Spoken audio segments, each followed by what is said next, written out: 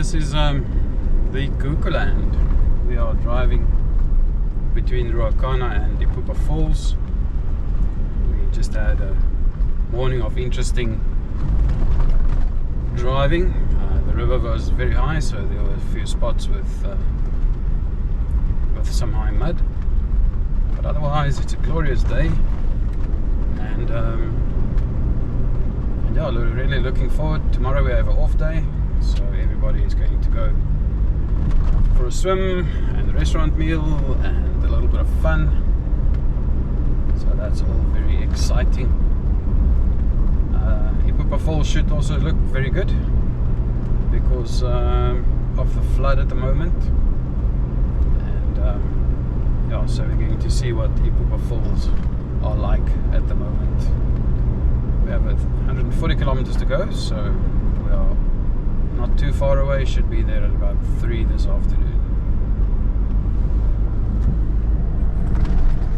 Oh, we're just arriving at Yupa.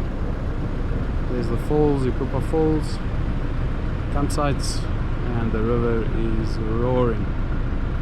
So we have to find a way to camp here tonight. You have the falls from the left, see the sandbags, so the water was quite high with the Bluerhino sluice gates open. The gates closed yesterday, so the river is busy dropping.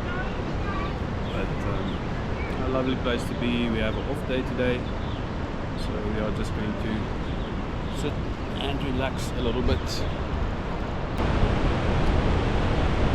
Well, this is the Yupa Falls, just finding a little bit of shade. Really impressive falls. The Kunene is in flood at the moment. They just closed the last sluice gate after the big flood, so the river has dropped already. But the guess is about 1,200 cubics of water, which would put Robbie's in the flood season. So after a lovely day at Yupa Falls, we drive down to Upo. We stop for fuel. We get the last few groceries that we need. And then we're going to head into the mountains. Now on this trip I do not do Van Zelfs Pass. I use a different road which I think is much prettier. There's no campsites nearby, so this is one of 2 bush nights that we have to do. But really a nice place to have a bush camp. Everybody likes it, and it's quiet and it's in the middle of nowhere. You have to drive this little 4x4 track to get down there, and then the next day when we leave we are still in the mountains. So it is still a low range 4x4 bit of work that we have to do, but it is not Van Zelfs Pass. Personally, I think Van Zelfs Pass is just a tick box item. It's really not the prettiest road in this area. But yeah, this is a little bit of fun, a little bit of 4x4 driving. Not too difficult. Don't need to guide anybody through anything. You can pretty much do this by yourself. And then we make our way through the mountains until we get down to the marble campsite area. Also, when you avoid Van Zelfs Pass and you drive down with this lovely mountainous route, then you ultimately still have to get to the Marine Fluss, and to get there one of the roads is via Yupa Pass / Roedrom Pass / Klein Van Zelfs. It's a smallish pass, not really difficult, just very slow, and it is the most direct route to get up to the Red Drum, and then from Red Drum up to the Marine Fluss. But it's not too bad. We stop for lunch once we've completed the worst of the sections, and then after lunch we head off to the Marine Fluss. Marine Fluss this year very green. They had a lot of rain in this section, as you can see with the Kunene that was flooded. So the Marine Fluss was absolutely spectacular. Oh yeah, this is early morning just before sunrise. Kunene River down there. It's been flooding in this area, so sunrise over the east. Yupa Falls are up there. We are down in the Marine Fluss at the moment. Tried last night to get through the mud, but as you can see several attempts to get into the gate, but the flood was so high that it came around the campsite, destroyed the actual campsite. We couldn't get in, and we ultimately just had to sleep outside.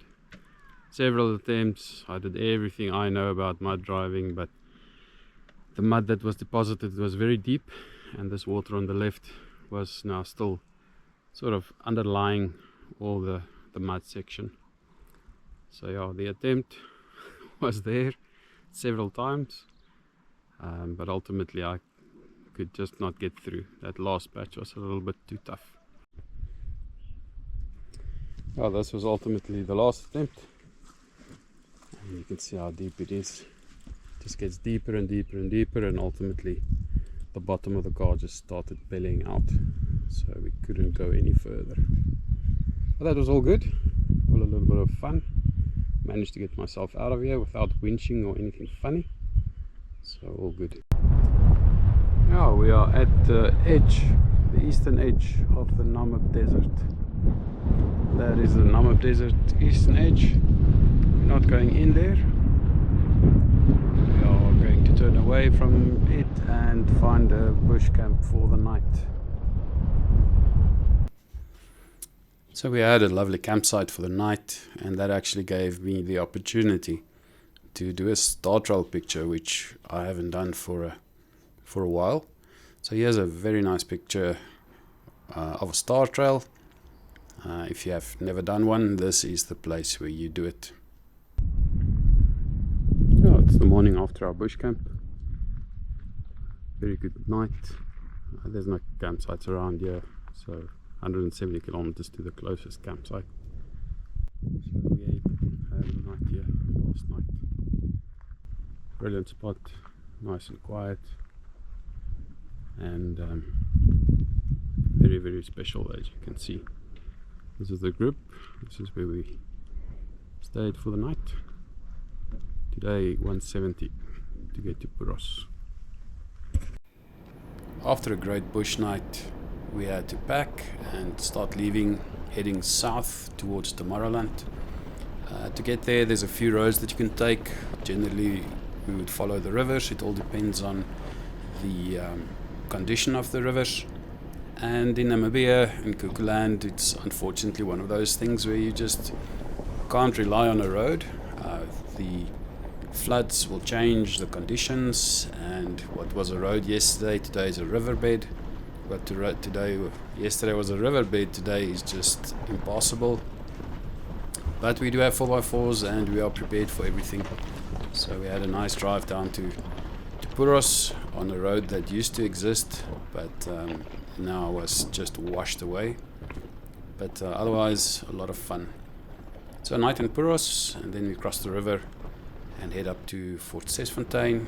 We normally stop there for a nice lunch, and ultimately head down to Tomorrowland, Tweefontein, and I'll end up in Henties Bay and Swakopmund for our last night. But on the way, there's something interesting happening. It's called the Lone Men. It's these little stone figures that you find throughout Kaokoland, done by a local artist. It's quite cool to see them. I think this year we saw, it was either 10 or 12 of them on the route that I took. So yeah, they are quite spectacular. There's a lot of photos of them on the internet, but yeah, it adds a lot to the route itself, finding them around different corners as we go. So the route was great, the weather was good, the river was in flood, the campsites washed away, the roads washed away, we had to take a detour because of high river levels. All kinds of interesting things that happens, and it's always the case. Kaokoland is one of those where you just need to be prepared to do whatever you need to do to enjoy it.